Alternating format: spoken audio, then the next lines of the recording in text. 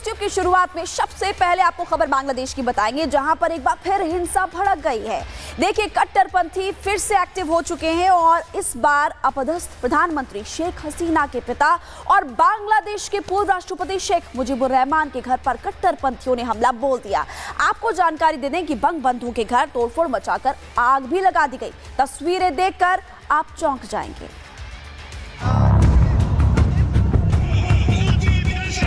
बांग्लादेश में कुछ दिनों की शांति के बाद फिर से हिंसा भड़क उठी है।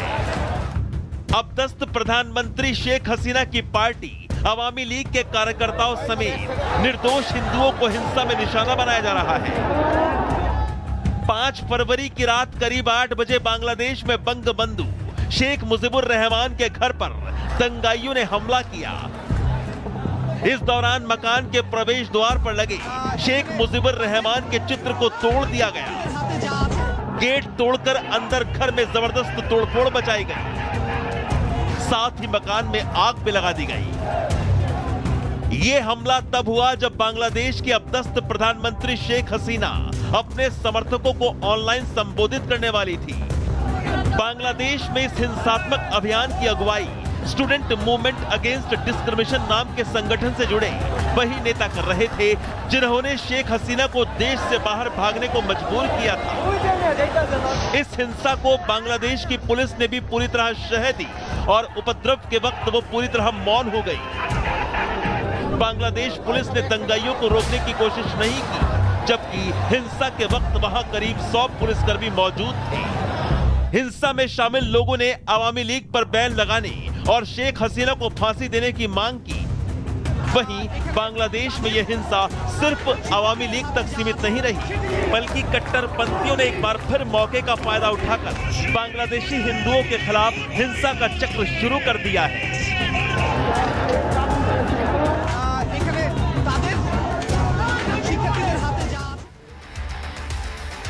खबरों में आगे बढ़ते हैं। देखिए, आपने आज से पहले कई बार दुश्मनों को दोस्त बनते हुए देखा होगा। एक ऐसी खबर हम आपको मध्य प्रदेश से बताने वाले हैं। मध्य प्रदेश की सिवनी से खबर सामने आई, जहां पर शिकारी और शिकार दोनों दोस्त बन गए। आखिरकार ये हुआ कैसे और कैसी तस्वीरें, अब आप हैरान हो जाएंगे। देखिए इस रिपोर्ट।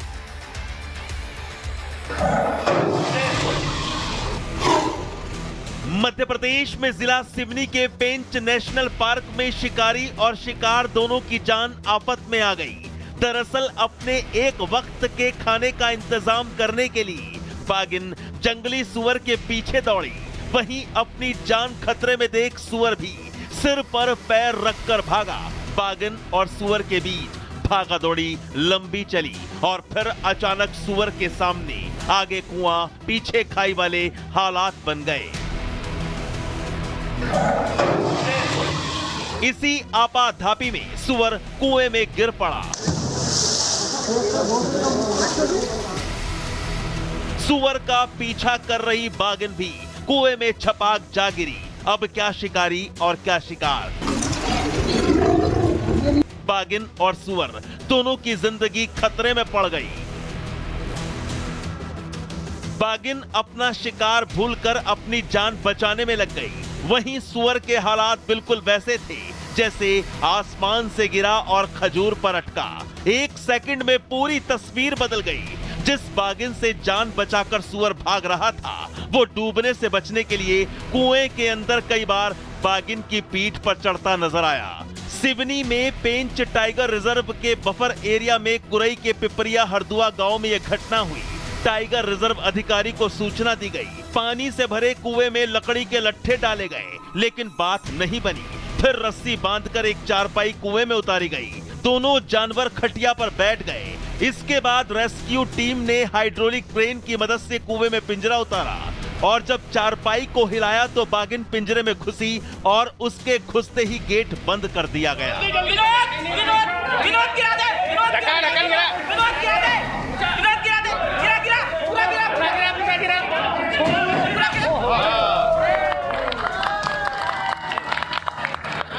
सिवनी टाइगर रिजर्व की रेस्क्यू टीम ने पहले बागिन को कुएं से निकाला और फिर जंगली सुअर को।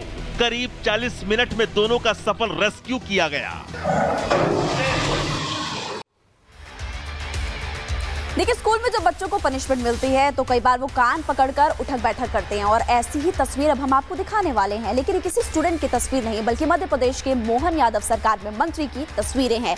उन्होंने कान पकड़कर उठक बैठक लगाई। मुस्कुराते हुए उनकी तस्वीर आपको दिखाते हैं। मध्य प्रदेश के जिला शाजापुर में बड़ा ही दिलचस्प नजारा देखने को मिला जब मध्य प्रदेश की मोहन यादव सरकार के उच्च शिक्षा मंत्री इंदर सिंह परमार मजाकिया अंदाज में कान पकड़कर उठक बैठक करते नजर आए। मध्य प्रदेश के मंत्री जी अकेले कान पकड़कर उठक बैठक नहीं कर रहे थे बल्कि उनके साथ कुछ दोस्त भी थे। दरअसल ये अनोखा नजारा शुजालपुर के सीएम राइज स्कूल में देखने को मिला, जहां स्कूल में मंगलवार को पूर्व छात्र सम्मेलन आयोजित किया गया था। मध्य प्रदेश के मंत्री इंदर सिंह परमार 1979 में इसी सीएम राइज स्कूल के विद्यार्थी थे और तभी पूर्व छात्र सम्मेलन में शामिल होने आए। वहीं आयोजन से पहले स्कूल परिसर में कोई 67 साल बाद आया था तो कई लोग 85 की उम्र में लकड़ी के सहारे इस यादगार आयोजन में साथियों से मिलने पहुंचे। मध्य प्रदेश के मंत्री इंदर सिंह परमार अपने दोस्तों के साथ स्कूल की यादों को जीते नजर आए। पुराने साथियों के साथ छात्र जीवन में की गई शरारतों को याद किया। क्लास में लगी टेबलों को तबले की तरह बजाते हुए पूर्व छात्रों ने गीत गुनगुनाए तो कुछ ने मुर्गा बनकर अपने साथियों को गुदगुदाया। अपने पुराने स्कूल में मंत्री जी अपने उन सभी साथियों से मिले जो अब कोई उद्योगपति है, कोई शिक्षक तो कोई सेवानिवृत्त कर्मचारी था। गीत गुनगुनाने के साथ साथ सेल्फी लेने, ग्रुप फोटो निकलवाने का उत्साह रहा। पूर्व छात्रों ने शिक्षकों के नाम लेकर अमर रहे के नारे लगाए। तो मंत्री जी का मजाकिया अंदाज तो आपने देख लिया, लेकिन अब जो तस्वीरें हम आपको दिखाने वाले हैं उनको देखकर आप हैरान हो जाएंगे। हैदराबाद की केमिकल फैक्ट्री में आपको बता दें कि ड्रम अलग अलग जगहों पर फटे और उसके बाद चारों तरफ आग ही आग फैल गई और इस आग पर काबू पाना बहुत ही ज्यादा मुश्किल था। दिल दहला देने वाले अग्निकांड की ये तस्वीरें हैदराबाद की हैं। हैदराबाद की केमिकल फैक्ट्री में अग्नि तांडव मचा है। केमिकल फैक्ट्री में भयंकर तरह से भड़की आग की विकराल लपटें और काले धुएं का गुबार दूर से भी देखा गया। बताया जा रहा है कि हैदराबाद के चरलापल्ली इंडस्ट्रियल एरिया की शेषासई फैक्ट्री में केमिकल ड्रम फटने की वजह से आग लगी। तो बड़ा हो रहा पूरा। फैक्ट्री में आग इतनी तेजी से फैली कि एक कतार में रखे कई सारे केमिकल ड्रम में विस्फोट होने से पूरा इलाका धुएं से भर गया। इसके बाद देखते ही देखते आग बगल की महालक्ष्मी रबर कंपनी तक फैल गई। स्थानीय लोग आसमान में काले धुएं और केमिकल से परेशान हो गए। आलम ऐसा था कि धुएं के चलते लोगों को सांस लेने तक में दिक्कत महसूस हो रही थी। केमिकल फैक्ट्री में आग लगने से अफरा तफरी मच गई। आसपास के लोगों में हड़कंप मचा था। वहीं सड़क से गुजरते राहगीर केमिकल फैक्ट्री में धधकती आग के वीडियो बनाने लगे।